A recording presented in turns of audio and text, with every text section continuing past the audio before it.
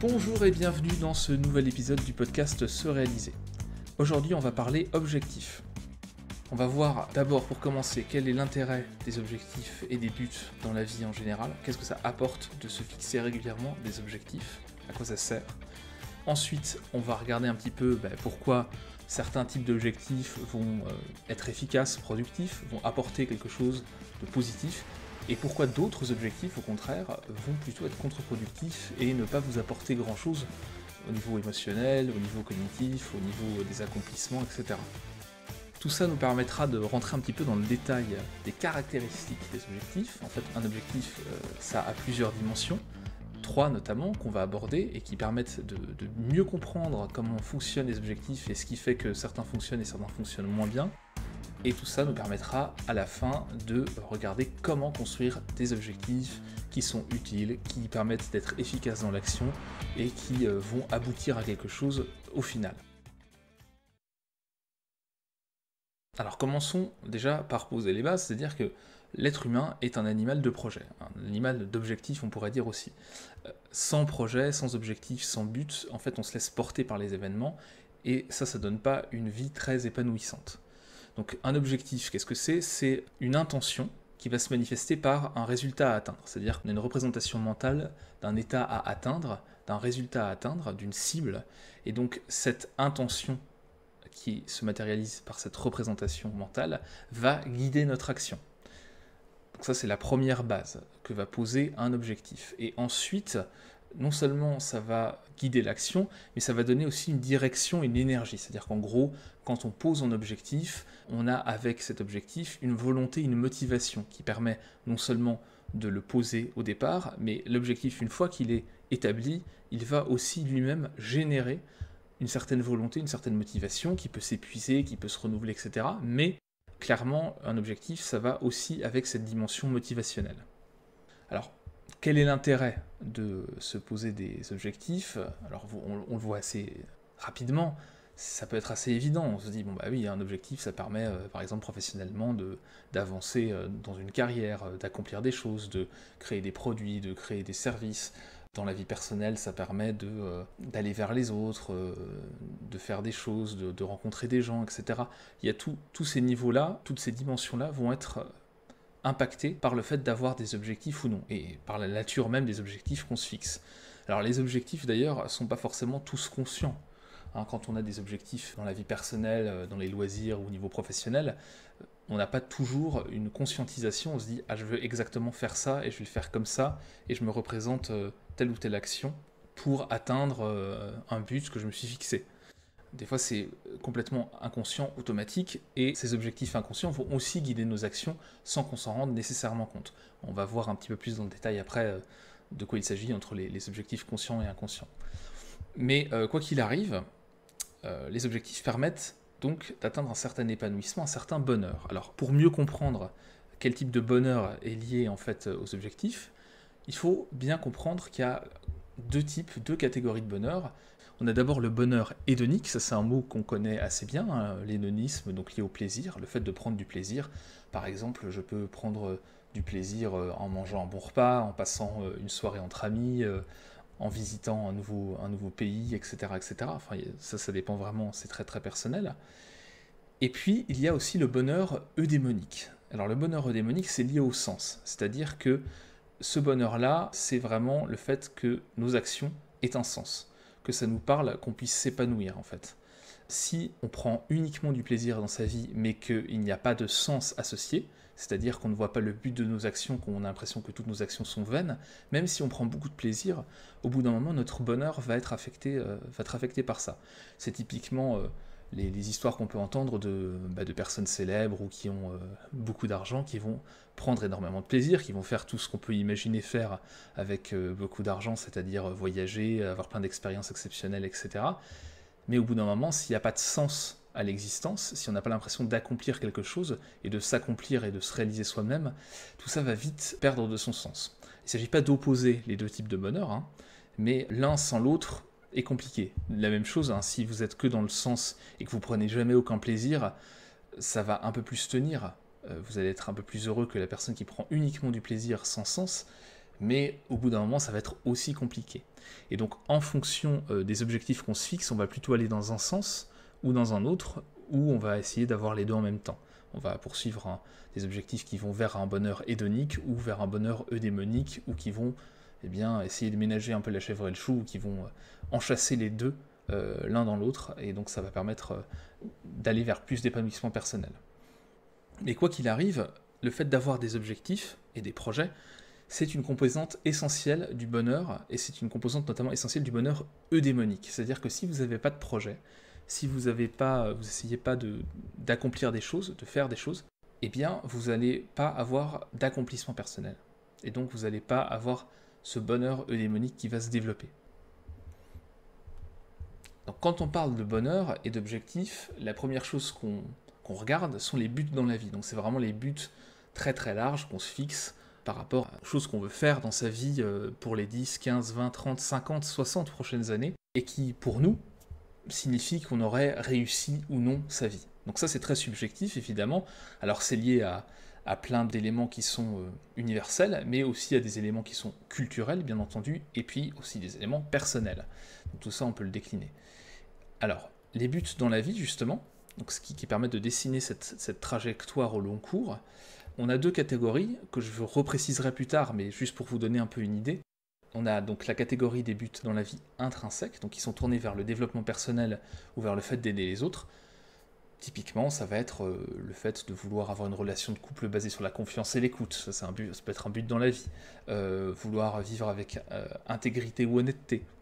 Ou encore inspirer les autres à travers ses comportements, être un exemple, un modèle, devenir un expert reconnu dans son domaine, obtenir un diplôme, obtenir certains grades, un certain accomplissement personnel, entre autres à travers ça. Tout ceci, ce sont des buts dans la vie qui sont intrinsèques, donc tournés vers eux-mêmes, c'est-à-dire que c'est l'accomplissement du but en lui-même qui apporte du bonheur, qui apporte des choses. Ensuite, on a les buts extrinsèques, qui sont eux plutôt tournés vers l'extérieur, vraiment dans le sens où c'est des moyens pour atteindre d'autres fins. Donc là, ça va être le statut social, l'apparence physique, la richesse, la célébrité, etc. Et donc là aussi, on est très orienté en fonction de la culture à laquelle on appartient. Donc par exemple, devenir millionnaire, obtenir une grosse promotion, si je dis je veux être une star du cinéma, je veux visiter tous les pays du monde, etc., etc., ou avoir une résidence secondaire, ce sont des buts dans la vie qui sont extrinsèques. Donc c'est-à-dire qu'on pense qu'une fois qu'on les aura atteints, on arrivera à un meilleur bien-être psychologique. Alors, ce que montre la recherche, justement, c'est que les buts dans la vie intrinsèques sont liés à un mieux-être, à un bien-être, à un épanouissement personnel, alors que les buts dans la vie extrinsèque sont en général liés à un léger mal-être. Ça ne veut pas dire que avoir des buts dans la vie extrinsèque est une mauvaise chose nécessairement, mais ça veut dire que si vous avez vos buts principaux dans la vie qui sont vraiment très extrinsèques, eh bien en fait souvent on va avoir une désillusion quand on va les atteindre, si on les atteint, et on va se rendre compte que finalement le bonheur espéré, l'épanouissement espéré, il n'est pas au rendez-vous. Et donc là on a un peu une perte de sens.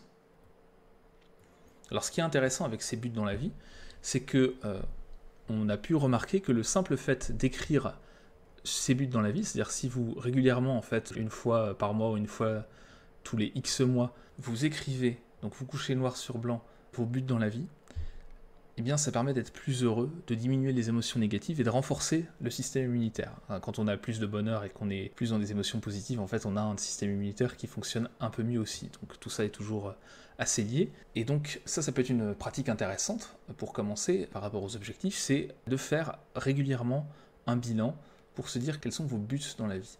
Mais c'est vraiment des objectifs à très long terme, ce que vous voudriez faire si demain vous deviez mourir. Eh bien, vous seriez content, vous seriez satisfait de votre passage sur Terre si vous aviez accompli ces objectifs-là.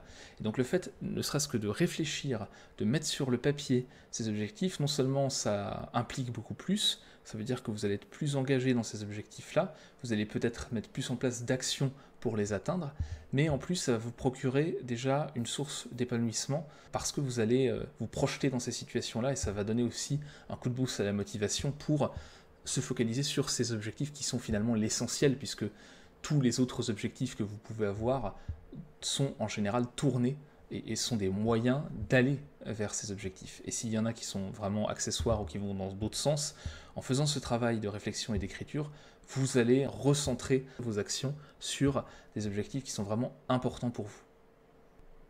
Alors si je devais même parler des objectifs d'une manière plus générale, que ce soit des objectifs dans la vie ou des objectifs à plus court terme, le fait d'atteindre des objectifs, bon, tout le monde a déjà atteint des objectifs quoi qu'il arrive, et donc ce qui est très clair, c'est que ça permet d'avoir des retombées positives assez intéressantes.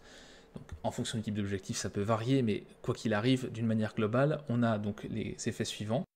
Un bien-être psychosocial plus grand, c'est-à-dire qu'on est mieux intégré, on est plus épanoui. On a plus d'activités pro-sociales, c'est-à-dire qu'on est plus intégré, on va plus vers les autres quand on a atteint pas mal d'objectifs. À chaque fois qu'on atteint des objectifs aussi, ça augmente l'estime de soi, ça améliore l'autorégulation, puisque le fait d'atteindre des objectifs nécessite de s'autoréguler, et donc ce travail-là va payer à moyen long terme. Ça va augmenter aussi le bien-être d'une manière personnelle. On a un meilleur vieillissement quand on atteint des objectifs régulièrement, c'est-à-dire le déclin cognitif est beaucoup plus faible quand on cherche à atteindre et qu'on atteint des objectifs régulièrement. Et puis, ça permet d'être épanoui à tous les âges de la vie. Donc, si vous êtes un enfant, un adolescent, un jeune adulte, quelqu'un qui a 40 ans, 50, 60, 70, 80 ans, peu importe, se fixer des objectifs et les atteindre, c'est toujours quelque chose qui va apporter énormément de positif. Alors, je parlais tout à l'heure des objectifs conscients et des objectifs inconscients. Pourquoi est-ce que c'est intéressant de prendre vraiment la main et de se fixer des objectifs de manière consciente? Eh bien tout simplement parce que ça permet de se focaliser sur les bonnes activités, de se mobiliser. C'est-à-dire on fait des efforts dans le bon sens, on recentre ses stratégies, on met en place aussi des stratégies pour maintenir les efforts dans la durée, on met en place des feedbacks pour être sûr qu'on est sur la bonne voie, et donc ça permet de mobiliser les bonnes ressources personnelles, sociales, et de mettre en place les bonnes stratégies pour avancer. Quand on se contente de fixer des objectifs de manière automatique ou inconsciente, eh bien, on ne choisit pas toujours les meilleures stratégies, on perd du temps, on n'identifie pas les bonnes ressources, on n'identifie pas non plus les freins ou les obstacles, on ne les anticipe pas. Et donc, le fait de se fixer des objectifs permet justement d'être plus proactif et de prendre la main sur tout ça. Alors, je l'ai dit un petit peu à l'instant, certains objectifs sont plus efficaces que d'autres. On l'a vu avec les objectifs, notamment les buts dans la vie, extrinsèque versus intrinsèque. Là, on voit déjà qu'il y a une petite différence et qui montre que les objectifs dans la vie intrinsèques sont plus efficaces que les objectifs extrinsèques. Bon, ça c'est une première chose. Mais pour qu'un objectif, quel qu'il soit, que ce soit un but dans la vie ou un objectif à 3 mois, soit efficace, eh bien, il faut respecter plusieurs critères. Déjà, il faut que l'objectif soit personnel, c'est-à-dire qu'on se l'approprie. Quand vous avez un objectif qui vous est imposé, par exemple, vous avez, je sais pas, vous êtes commercial, vous avez un objectif de vente, vous êtes chef de projet, mais en fait, le projet sur lequel vous travaillez, on vous met des objectifs sur ce projet qui sont imposés par la hiérarchie. Si vous ne vous appropriez pas, en fait, cet objectif, ce projet, eh bien, vous allez avoir du mal à vous mobiliser et on peut avoir un sentiment de dépersonnalisation qui va faire qu'on ne va pas être très efficace et que ça ne va pas être très agréable pour cet objectif. Donc, ce qui est important pour qu'un objectif soit efficace et épanouissant, c'est qu'il soit personnel. C'est-à-dire que même si l'objectif vient de l'extérieur, qu'il vous est entre guillemets imposé, il faut se le réapproprier. Il faut faire en sorte que l'objectif devienne sien pour qu'on puisse vraiment pleinement se mobiliser. Ensuite, il faut aussi qu'il soit cohérent par rapport à vos objectifs, à vos buts dans la vie. C'est-à-dire que ça soit intégré et que ça soit cohérent par rapport à vos valeurs. Si c'est pas cohérent, aligné avec vos valeurs, cet objectif-là, il va être compliqué à poursuivre. Ça va vous demander un effort énorme et puis vous allez vous sentir un petit peu mal à l'aise d'aller vers cet objectif-là. Donc ça, c'est aussi une manière de se le réapproprier. Troisième point, il faut qu'on puisse mesurer les progrès. Un objectif sans étape intermédiaire, sans feedback, sans manière de mesurer ses progrès, ça ne fonctionne pas très bien. Parce qu'en fait, vous avez un cap qui peut être très lointain, qui peut être plus ou moins précis, mais si tout au long de la route, vous n'avez aucun moyen de savoir si vous êtes sur la bonne route ou si vous vous éloignez de l'objectif, du cap que vous êtes fixé au départ, vous pouvez dériver très très loin. Surtout quand vous êtes sur un objectif à 2, 3, 4, 5 ans. Donc c'est très important d'avoir des étapes intermédiaires et d'avoir des manières de vérifier que vous êtes toujours sur la bonne voie. Pour qu'un objectif soit efficace, il faut pouvoir mesurer le progrès vers cet objectif. Et en plus, le sentiment d'atteindre des étapes intermédiaires est très agréable et permet de soutenir la motivation, de procurer déjà de l'épanouissement et du bien-être. Donc en plus, il y a des bénéfices secondaires qui sont très intéressants. Alors pour mieux comprendre quels types d'objectifs sont les plus efficaces, il faut comprendre ce qui distingue les objectifs. Comment est-ce qu'on peut définir un objectif sur une échelle un petit peu scientifique, on va dire, avec des critères. Donc en gros, on a 3 critères, on a 3 dimensions dans les objectifs. On a le niveau des objectifs, la valence des objectifs et l'orientation des objectifs.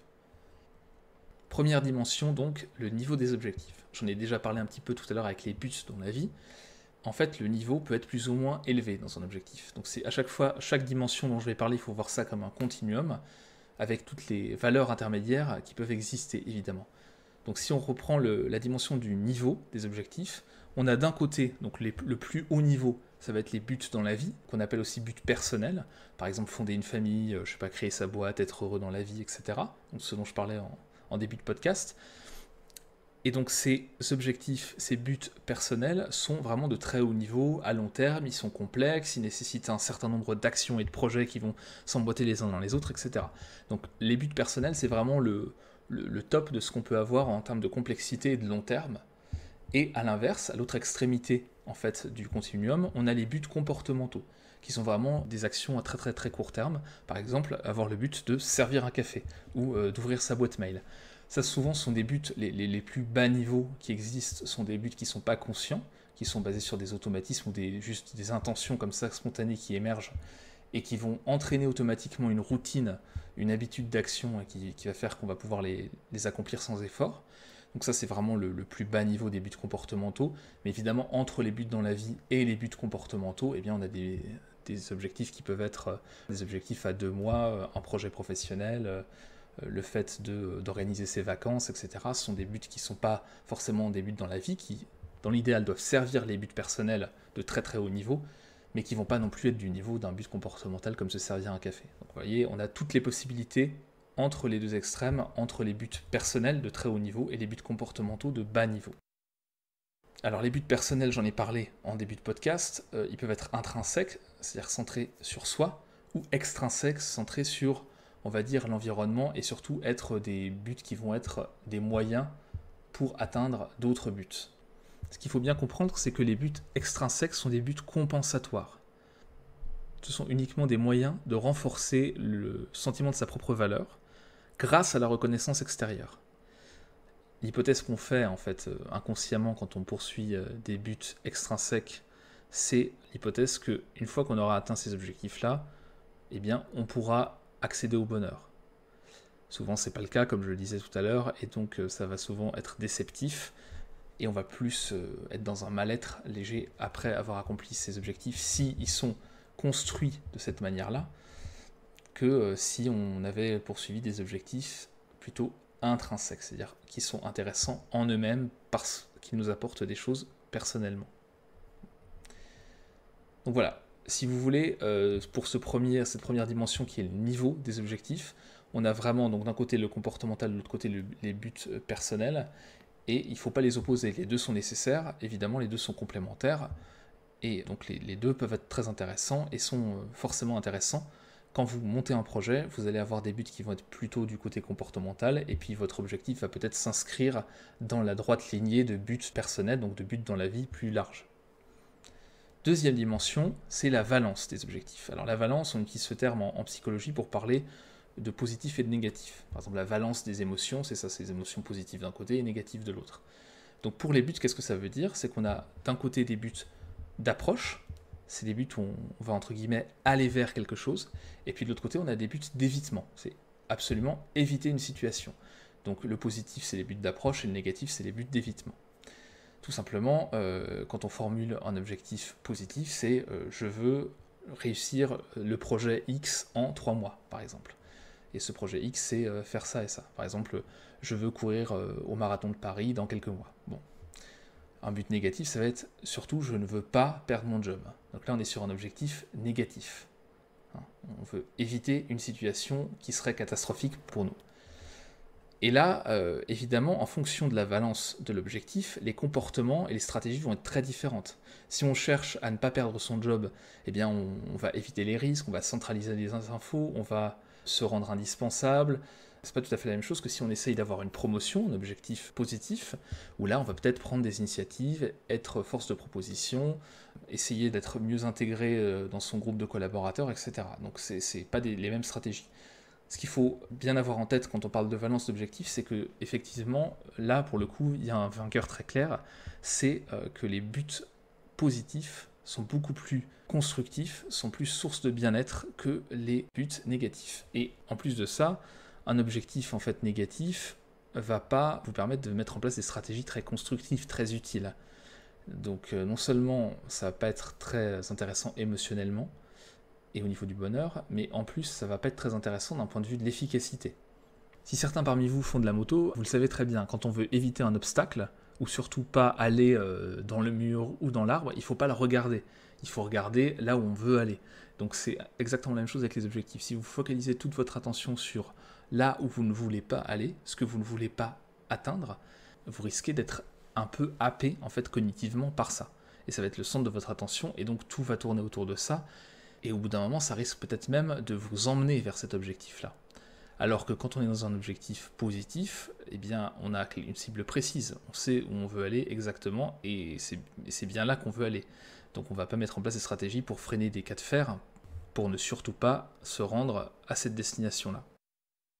Donc on vient de voir deux dimensions. La première, c'était le niveau des objectifs. La deuxième, c'était la valence des objectifs. Et troisième dimension caractéristique des objectifs, c'est l'orientation. Donc soit on s'oriente vers des buts de maîtrise, soit vers des buts de performance. Alors, j'en ai déjà parlé plusieurs fois dans ce podcast, puisqu'en fait, les buts intrinsèques sont des buts de maîtrise, et les buts extrinsèques sont des buts de performance. Donc vous connaissez déjà un petit peu les choses là-dessus. Donc en gros, pour résumer, les buts de maîtrise, d'apprentissage ou intrinsèques, c'est trois termes qui veulent dire la même chose, et bien ces buts-là tournent autour du fait d'apprendre de nouvelles choses, de développer de nouvelles capacités, de nouvelles habiletés, de comprendre, de maîtriser, de s'épanouir, etc.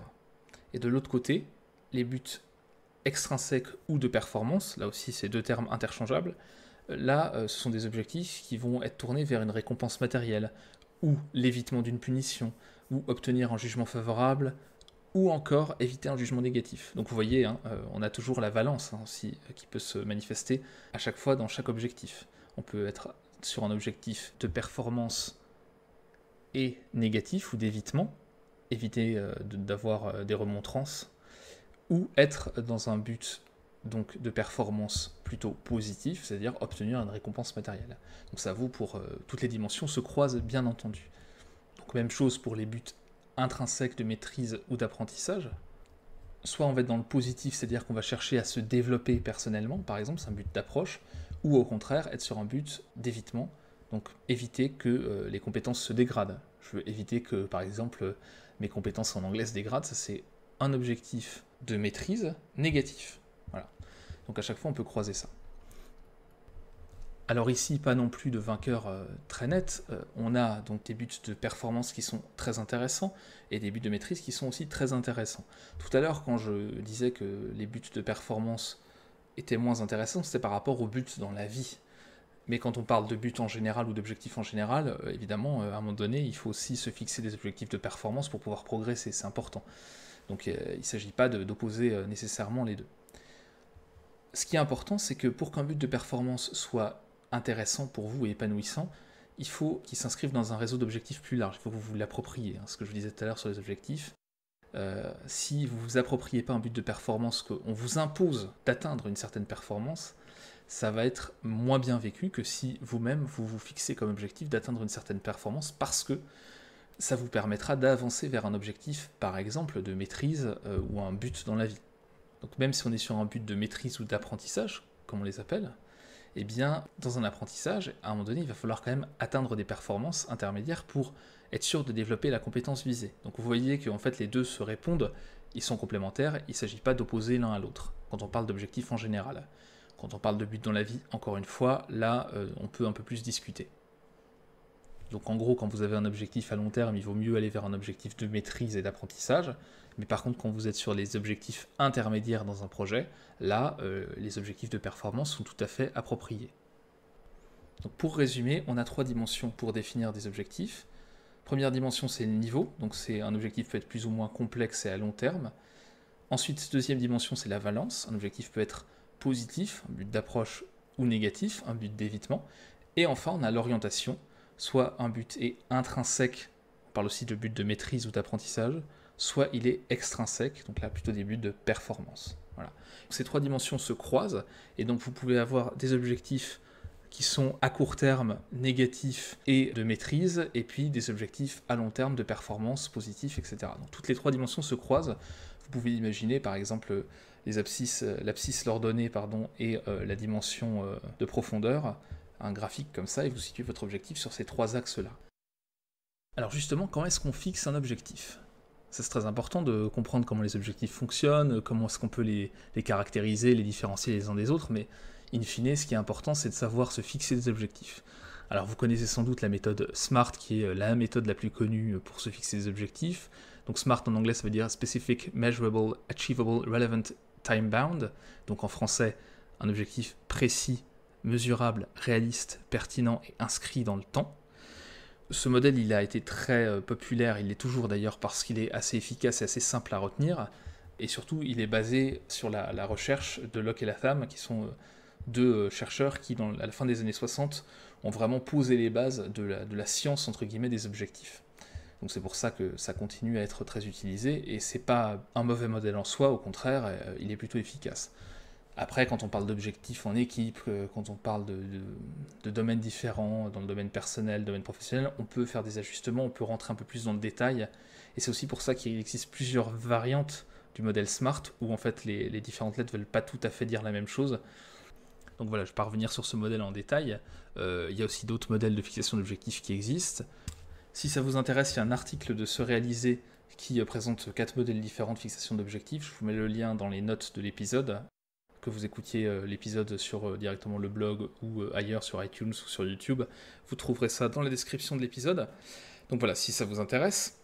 Moi, ce que je vais vous présenter ici, c'est un petit peu une synthèse de tout ça, et donc je vais vous parler des éléments les plus importants à prendre en compte quand vous vous fixez un objectif, quel que soit le domaine. Pour vous donner un aperçu rapide, un objectif, il doit être difficile, parce qu'en fait, plus un objectif est difficile, plus les performances vont être élevées. Il faut qu'il soit formulé de manière positive, que ce soit le fait d'atteindre quelque chose, de maintenir un état ou d'approfondir un premier objectif. Il doit être précis, il faut être très précis quand on fixe un objectif. Il doit avoir du sens pour vous, j'en ai parlé tout au long de l'épisode, et on doit pouvoir mesurer le progrès avec des feedbacks, donc des retours réguliers sur notre action. Donc pour détailler un petit peu plus les choses, on a 5 grands critères qu'on va devoir respecter si on veut atteindre des objectifs, si on veut que nos objectifs soient efficaces. Premier critère, un objectif formulé positivement. J'en ai déjà parlé pas mal, mais exemple, si vous dites « je veux partir en vacances en Corée du Sud l'année prochaine », c'est un objectif positif. Si vous dites « je ne veux pas partir en vacances en Corée du Sud », et c'est négatif, et vous ne savez pas du tout, ça vous laisse tellement d'options qu'en fait ça ne va pas beaucoup vous avancer. Donc c'est très important d'être positif dans la formulation. Deuxième critère, votre objectif doit être précis, il doit être situé dans le temps, avec une date butoir. Vous faites une promesse en fait quand vous fixez un objectif. Évidemment, il y a des aléas, il y a des obstacles qui n'étaient pas anticipés, il y a plein de choses qui peuvent se passer dans la vie, donc la date elle peut bouger, mais le simple fait de poser une date à la base, eh bien ça va vous mobiliser beaucoup plus que si vous n'avez pas de date très fixe et qu'à chaque fois ça bouge, c'est repoussé. Donc vraiment être précis dans le temps, ça c'est très très important. Et puis aussi, il faut qu'il soit précis dans sa formulation. Entre je veux devenir meilleur en sport, par exemple, ou je veux devenir meilleur dans une langue étrangère, et dire que vous voulez atteindre tel niveau dans telle langue à telle échéance, c'est pas tout à fait la même chose. Donc soyez très spécifique, très précis. Il vaut mieux avoir un objectif peut-être plus modeste, mais très précis, plutôt que l'objectif de vouloir, entre guillemets, faire de son mieux, qui ne vous donne pas vraiment beaucoup de précision sur la direction que vous allez emprunter. Troisième critère à respecter, le côté réaliste. Ok, pour qu'un objectif soit utile et qu'il puisse apporter des résultats, il faut qu'il soit ambitieux. Donc ça c'est très important, il faut que vous sortiez de votre zone de confort pour que ça soit intéressant. Je ne parle pas des objectifs du type, comme je disais tout à l'heure, se servir un café. Quand on est sur un objectif dans un projet conscient à plusieurs semaines ou plusieurs mois, il faut que ça soit ambitieux. Sinon, vous allez être sur des routines, ça ne va pas vous apporter grand-chose. Mais par contre, ambitieux ne veut pas dire complètement irréaliste. Il faut qu'il soit atteignable. Parce que si vous vous fixez un objectif qui est complètement hors de votre portée, si par exemple moi je disais je veux être champion du monde de 100 mètres et que je commence l'athlétisme à mon âge, évidemment c'est pas un objectif réaliste. Donc il faut combiner l'ambitieux, le fait de sortir de sa zone de confort, et le côté réaliste, atteignable, qui va permettre d'être sur une trajectoire qui est quand même vraiment réaliste, qu'on peut atteindre de manière raisonnable si on se donne les moyens d'y arriver. Donc ça c'est très important. Et dans le côté réaliste, il y a aussi le fait que ça dépende de vous. Si dans votre projet ou dans votre objectif, vous vous dites je veux être pris à tel concours par exemple, mais qu'il y a des critères que vous ne maîtrisez pas du tout et qu'en fait finalement quand vous faites le ratio, même avec les meilleurs efforts et la meilleure volonté du monde, vous allez vous retrouver dans une situation où la majeure partie de l'objectif vous échappe, c'est-à-dire que 50% de la décision pour atteindre l'objectif, elle ne relève pas de vos efforts et de votre travail, mais d'une décision extérieure sur laquelle vous n'avez pas d'influence, il vaut mieux le mettre de côté. Donc un objectif réaliste, c'est aussi un objectif sur lequel vous avez quand même la majeure partie du contrôle, c'est-à-dire que ça dépend de vous, de vos efforts et de votre volonté. Quatrième critère important à respecter, il faut qu'il y ait des mesures et il faut qu'on précise les résultats à atteindre. Donc quand vous vous fixez un objectif, surtout s'il est un petit peu loin dans le temps, il faut que vous ayez des sous-objectifs, c'est-à-dire des étapes intermédiaires, et que pour chaque étape, vous ayez des évaluations, c'est-à-dire comment est-ce que je sais que j'ai atteint telle étape de l'objectif. Et ces mesures sont à la fois subjectives et objectives. Donc ça peut être des choses quantitatives, vous mesurez, par exemple, je ne sais pas, si vous voulez perdre du poids, vous dites, ben voilà, j'ai perdu tant de kilos, donc ça c'est plutôt du quantitatif et de l'objectif, vous êtes en mesure voilà, de vous peser toutes les semaines par exemple pour voir si vous perdez du poids. Et puis de l'autre côté, on a l'aspect subjectif ou qualitatif, où là, vous allez dire, bah, par exemple, votre ressenti. Est-ce que votre ressenti, s'il est meilleur, si vous vous sentez plus léger, si vous avez l'impression que vous avez un autre regard qui est porté sur vous, etc. Ça peut être des choses intéressantes aussi à récolter. Donc quand on parle de feedback, il ne s'agit pas de faire que du feedback objectif, que du feedback quantitatif, mais aussi d'avoir un feedback concentré peut-être plus sur les émotions, sur le ressenti. Les deux se complètent en fait. Et d'ailleurs, le plus simple dans les mesures, c'est de commencer par la fin. C'est-à-dire que vous avez votre objectif final, vous dites, ok, comment est-ce que je sais que j'ai atteint mon objectif? Comment est-ce que je saurai que j'ai atteint mon objectif? Eh bien, avec telle mesure, les gens me diront ça, j'aurai telle situation, j'aurai produit telle chose, etc. Et puis ensuite, vous procédez à reculons, à rebours, et vous partez sur les objectifs intermédiaires en vous disant à chaque fois, bon, comment est-ce que je saurai que j'aurai atteint cet objectif intermédiaire? Et vous pouvez détailler à chaque fois comme ça. Pour vous aider, vous pouvez explorer plusieurs domaines à chaque fois pour les mesures et le feedback. On a le domaine des relations et du social, les réactions des autres. On a le domaine matériel, ça peut être aussi le domaine professionnel. Même si c'est un objectif personnel, est-ce qu'il va y avoir des retombées au niveau de votre profession, au niveau de votre activité professionnelle? C'est une question. Les ressentis aussi à explorer, et puis éventuellement le physiologique et la santé qui peut changer. Donc on peut explorer toutes ces dimensions-là quand on veut poser des mesures, des résultats. Cinquième dimension importante à prendre en compte quand on fixe des objectifs, c'est le côté écologie de l'objectif. Alors qu'est-ce que ça veut dire? Ça veut dire qu'on prend en compte l'environnement. Il faut éviter absolument de poser un objectif complètement hors sol. Ça va de pair un petit peu avec l'aspect réaliste, c'est-à-dire qu'il faut prendre en compte l'impact de la poursuite de cet objectif et de l'atteinte de cet objectif sur notre environnement. Et puis l'impact de l'environnement sur la poursuite de cet objectif. Vous avez donc différentes sphères de vie, professionnelle, personnelle, familiale, etc. Et donc ces différentes sphères de vie, il faut se demander quel va être l'impact de la poursuite ou de l'atteinte de cet objectif sur ces sphères de vie. Si vous avez un objectif professionnel très important, mais que ça nécessite à côté de ça de faire une croix sur votre famille ou sur la relation avec vos enfants pendant plusieurs années, c'est à prendre en compte. Parce que si vous n'avez pas cette dimension qui est intégrée, vous risquez d'aller de déconvenu en déconvenu, voire d'arriver sur des situations de crise au niveau familial qui ne sont pas souhaitables, quoi qu'il arrive. Ensuite, dans l'écologie, on a donc les personnes impliquées ou impactées par le projet. Alors, c'est pas forcément que la famille, ça peut être les collègues, comment vont réagir les gens. Quand vous avez une habitude de comportement, même si l'objectif est sain pour vous objectivement, c'est-à-dire que, par exemple, une perte de poids, si vous êtes vraiment en fort surpoids, ça peut être très positif pour vous au niveau santé. Mais si vos proches vous ont toujours connu comme ça, qu'ils ont l'habitude de partager certains types de repas avec vous, etc., ça peut les mettre mal à l'aise, ils peuvent freiner ça, ou tout faire pour saboter les choses. Donc c'est important de prendre en compte aussi des personnes, des individus précis, et voir si ce projet-là va avoir un impact sur leur comportement, ou s'ils vont essayer de saboter ou au contraire de vous soutenir dans votre projet. Ça va de pair avec le fait d'identifier les freins et les ressources, c'est-à-dire quels sont les éléments qui vont vous bloquer, les obstacles que vous pouvez anticiper, les personnes qui vont vraiment essayer de saboter les choses, et de l'autre côté, quelles sont peut-être les ressources que vous n'avez pas identifiées.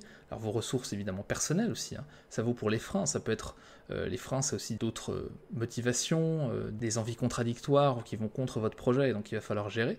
Mais c'est la même chose pour les ressources, vous avez des ressources de compétences, de connaissances que vous n'avez pas forcément identifiées, que vous pouvez transférer d'un projet à un autre. Il y a des personnes autour de vous auxquelles vous pouvez faire appel. Donc c'est intéressant d'aller explorer ces freins, ces ressources, ces obstacles, de les anticiper. Et puis au final, quand vous avez fait tout ça, vous pouvez faire le rapport entre les efforts à investir et puis les résultats que vous allez potentiellement obtenir. Est-ce que ça vaut le coup, quand on fait le bilan de tout ça, de rester sur l'objectif de base ou est-ce qu'au contraire, on peut l'ajuster? Est-ce qu'au contraire, il faut complètement l'abandonner? C'est une question qu'on peut se poser. Donc vraiment explorer l'écologie. Donc je répète, on a 5 critères à prendre en compte pour qu'un objectif soit efficace, utile pour vous. C'est qu'il soit formulé positivement, qu'il soit précis, spécifique et donc daté, qu'il soit réaliste. Réaliste, ça veut dire ambitieux, atteignable et qui dépend de vous. Que vous ayez des mesures précises et que vous ayez précisé les résultats, que vous ayez des feedbacks et un retour tout au long du parcours vers cet objectif-là. Et puis enfin, explorer l'écologie, c'est-à-dire en gros votre environnement, dans quel environnement cet objectif s'inscrit-il. Et ça vous permet vraiment d'optimiser les choses pour faire en sorte que l'atteinte de votre objectif soit facilitée. Et voilà, on arrive à la fin de cet épisode. Donc pour conclure, un petit peu résumer les choses, on a vu dans cet épisode vraiment que les objectifs étaient très nombreux. Donc avec les 3 dimensions que j'ai évoquées, et les exemples que j'ai pu donner, on voit que les objectifs, ça va de l'inconscient au conscient, ça va des micro-tâches aux objectifs, aux buts dans la vie, donc c'est vraiment une variété très importante, mais ce qui est certain, c'est que une vie sans objectif, une vie sans projet, c'est pas, entre guillemets, une vie. Donc c'est très important d'avoir en permanence des objectifs, il ne s'agit pas d'en poursuivre des centaines à la fois, et surtout des centaines d'objectifs complexes, etc., et coûteux, mais il s'agit toujours d'être dans une dynamique d'objectifs régulièrement. Ça, c'est très important. Il est aussi important de se les approprier. Vos objectifs, on n'a pas que des objectifs qui dépendent de nous. C'est dans le sens où tous les objectifs qu'on poursuit, tout ce qu'on fait dans notre vie, c'est pas toujours du libre arbitre, du choix. Il y a des objectifs qui nous sont imposés. Donc forcément, si on veut que ça se passe bien, il faut pouvoir s'approprier ces objectifs qu'on nous impose ou qu'on nous invite très fortement à poursuivre. Ça peut paraître aussi fastidieux de se fixer des objectifs régulièrement, de faire le bilan, etc. Mais franchement, ça fait déjà une énorme différence. Le simple fait de prendre le temps de se fixer des objectifs, d'évaluer un petit peu l'environnement dans lequel l'objectif va se dérouler, de voir quelles sont les étapes intermédiaires, ce que vous pouvez faire pour optimiser les choses et avancer mieux vers cet objectif, tout ça, en fait, ça prend pas tant de temps que ça, et sur des projets longs, ça fait vraiment une énorme différence. Et c'est important aussi de le faire pour des projets personnels ou des buts dans la vie. C'est pas parce que vous n'êtes pas dans le domaine professionnel que c'est pas grave d'y aller au doigt mouillé et de s'orienter comme ça un petit peu en fonction de là où souffle le vent. Je dis pas qu'il faut que tout soit toujours millimétré, organisé à la seconde près, c'est pas du tout ça. Mais si vous n'atteignez pas ce que vous voulez dans la vie aussi personnelle, eh bien c'est probablement que les objectifs sont pas assez cadrés. Alors ça peut être un choix, vous pouvez dire non, finalement ça c'est pas important pour moi, c'est pas un problème. Mais par contre, il faut que ça soit conscientisé, que ça soit vraiment un choix, et que ça soit pas juste le fait de tomber dans une routine, une habitude ou une facilité qui fasse que l'objectif n'est pas poursuivi. Et enfin pour terminer, retenez bien que tous les types d'objectifs sont complémentaires, que ce soit des buts dans la vie, des buts comportementaux, des objectifs positifs, et parfois des buts d'évitement, éviter dans un premier temps, ça peut vous mettre sur la voie pour aller vite vers un objectif plus positif. Et évidemment aussi, les buts de performance et les buts de maîtrise sont complémentaires.